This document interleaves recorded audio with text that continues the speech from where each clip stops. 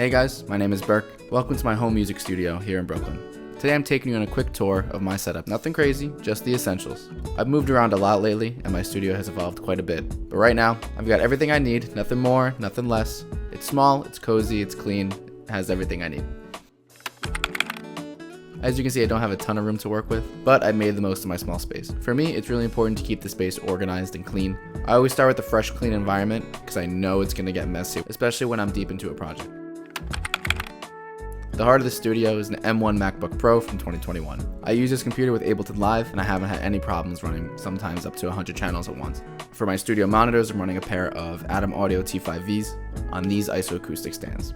The T5Vs are known for the clarity and precision, especially in the high end, and especially in small spaces like mine.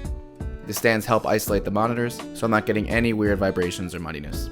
I've mixed down some of my favorite tracks in these bad boys, and they never let me down. When it comes to mixing and mastering, I rely heavily on my AKG K240 headphones. They're super affordable. I think they're running around like 60-70 bucks. They give me a nice balanced sound for deep mixing sessions. I'm usually finishing up my tracks with these headphones because clearly this room is not acoustically sound at all. I'm in the corner of my living room pretty much. So I'll usually start moving air and designing bass on these speakers. And when it comes to finishing it up, I need to use my headphones for the deep mixing sessions because, this room is not acoustically treated at all.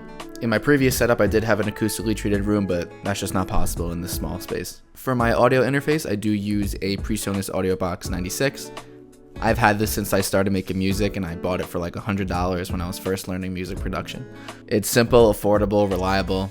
It's been with me for a while now and it still gets the job done. I use 2 speakers, 1 pair of headphones, and a microphone, so this audio box is really all I need. It's like, I think like 6 years old now and it still works great. So when I need to really mix down the low end, I do have a SubPac. This thing is absolutely a game changer for bass heavy music because you can actually feel the low end while you're making the music. It gives you the feeling of a full subwoofer, but without breaking down the walls of your entire apartment and without your neighbors hating you for sure. If you have a dog, they will absolutely hear that, so just be wary of that. For my display monitor, I have a 34-inch Viotek ultra-wide curved monitor. I did get a good deal on this on Facebook Marketplace that I couldn't turn down. I love working in ultra-wide, where I can really multitask for my day job. My monitor gives me all the space I need to work on my projects, and I can have my DAW open alongside a bunch of different plugins, so it works for all my needs. For controlling Ableton with gear, I do not go overboard at all. I just have one MIDI keyboard that was gifted to me by a neighbor. It does the trick when I need it. Nothing fancy. For peripherals, I absolutely love the Logitech Master line. The keyboard and mouse just work perfectly together. Both wireless, super responsive. They make navigating the projects really, really easy. They have custom buttons on them that you can actually just program for different apps to do different functions. And it's really great for when I'm using it for Ableton, when I'm also browsing in Chrome or sending emails. I do have a Logitech webcam here. I use it for my day job for meetings. I don't really use it too much for content because the quality is not that great, I will be honest. Lighting is a huge part of the vibe in here. I have these 2 warm light lamps here that I use to set the mood. I'm all about keeping the space cozy and inviting because that's where I'm able to do my best work. The lighting is soft, warm, and inviting. It helps me get in the right headspace to create for sure. Sometimes a little bit of lighting makes all the difference when it comes to creative flow. Over here is my Pioneer XDJ RX2. I use this mainly for preparing certain transitions that I know I want to work on and drop live, testing my USBs before gigs, and also kind of practicing things for, private events, live sets, all that. It's a compact all-in-one controller, which is perfect for a small space like this. I can easily switch from producing to mixing without having to rearrange all my speakers. Plus, it's great for preparing for club gigs.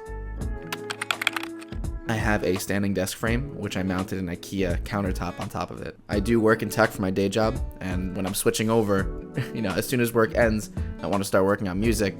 I don't want to be sitting for 18 hours a day, so I do need to be able to stand up and down, get some exercise in. I spend a lot of my time standing up while I'm working because sitting down for sometimes, 18 hours a day is not good for you at all. I'm able to stretch my legs, be able to walk around a bit while I'm working, which definitely helps with overall mood, I would say, and I'm pretty conscious about my health and my exercise, so I do want to make sure I'm not just sitting and rotting for 18 hours. Thank you so much for checking out this tour. I've got some exciting projects coming up that I really can't wait to share with everyone.